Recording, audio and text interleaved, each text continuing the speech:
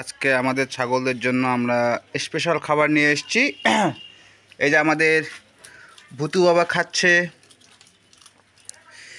এটা হচ্ছে আমাদের পাশের বাসায় গাছ কাটছে, হচ্ছে জলপাইয়ের গাছ, সেই জলপাইয়ের পাতা নিয়ে আসছি।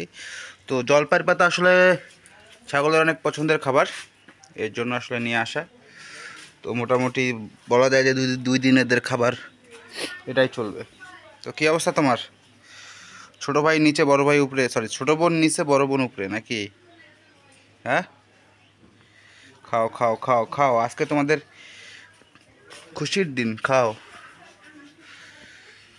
আজকে হচ্ছে কবুতরের ঘরও পরিষ্কার করছি, মোটামুটি জুম্মার দিন।